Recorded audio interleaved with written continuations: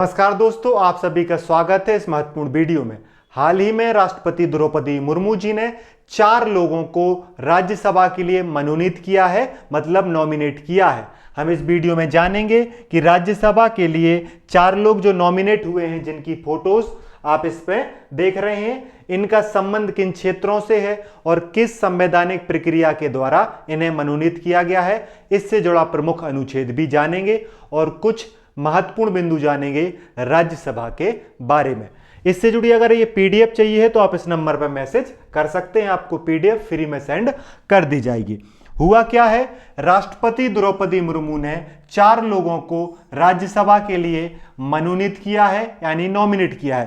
पहले व्यक्ति उज्ज्वल निकम है, दूसरे हर्षवर्धन श्रृंगला हैं, तीसरे डॉक्टर मीनाक्षी जैन हैं, चौथे सी सदानंद मास्टर हैं। ये चारों लोगों को क्या किया गया है, नॉमिनेट किया गया है। अगर आपसे कोई पूछे कि नॉमिनेशन या मनोनीत करना किसे कहा जाता है, तो भारत में राज्यसभा में कुछ सदस्यों को मनोनीत किया जाता है। कितने सदस्यों को? राष्ट्रपति के द्वारा राज्यसभा में 12 सदस्यों को मनोनीत किया जाता है। और किस अनुच्छेद के तहत? आर्टिकल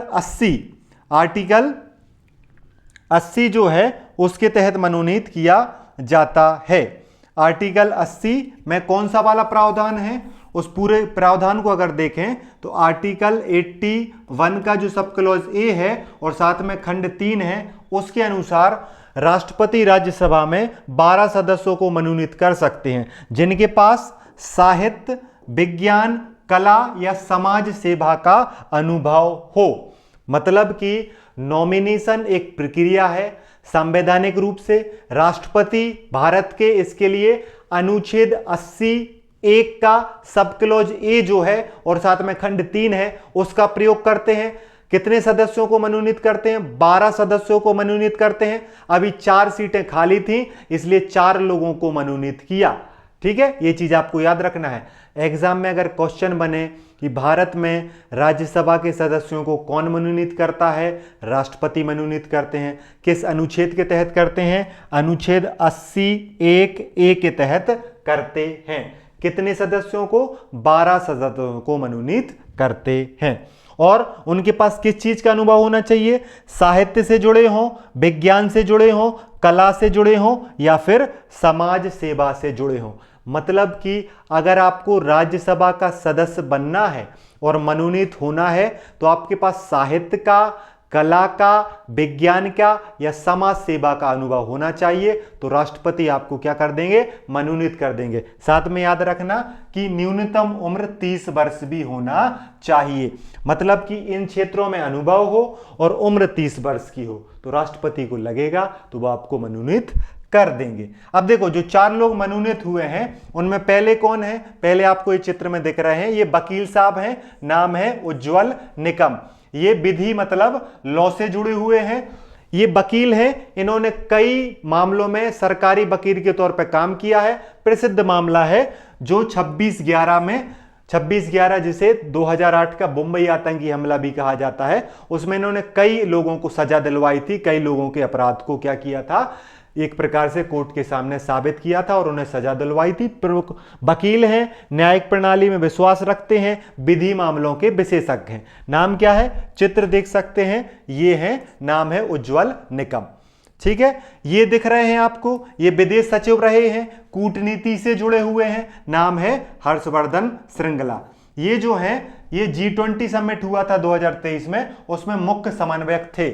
मतलब कि भारत की विदेश नीति को समझते हैं, भारत के पूर्व विदेशी सचिव हैं, नाम है हर्षवर्धन श्रृंगला। तो इसका फायदा भारत को मिलेगा राज्यसभा में, इसलिए इन्हें मनोनीत किया गया है।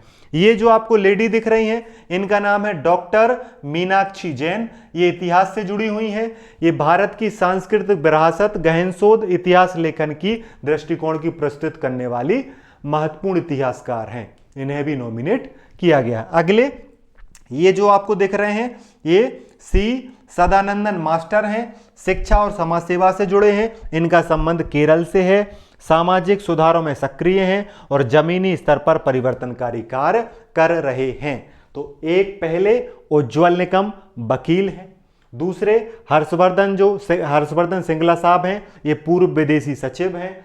ये डॉक्टर मीनाक्षी जैन जो हैं ये इतिहासकार हैं, और जो पीसी सदानंदन मास्टर हैं ये जो हैं समाज सेवा और शिक्षा से जुड़े हैं।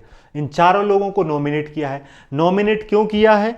इसलिए किया गया है जिससे इनका जो है एक्सपर्टीज है, संसद के विभिन्न क्षेत्रों के विशेषज्ञों को शामिल करना, विधि विशेषज्ञ, इतिहास विशेषज्ञ, सामाजिक और शिक्षा विशेषज्ञ, कूटनीतिक विशेषज्ञ को शामिल करके उनके ज्ञान का फायदा लेना। जो लोग राजनीति में से जो डायरेक्ट राजनीति में नहीं जुड़ना चाहते उन्हें मनोनीत किया जाता है। नीतियों और विधेयकों पर एक अच्छा दृष्टिकोण बनाया जा सके इसके लिए नॉमिनेट किया जाता है, मनोनीत किया जाता है। देश की सेवा में उत्कृष्ट कार्य करने वाले लोगों को सम्मानित करने के लिए भी किया जाता है, और संसद को बौद्धिक और नैतिक रूप से समृद्ध बनाने के लिए किया जाता है।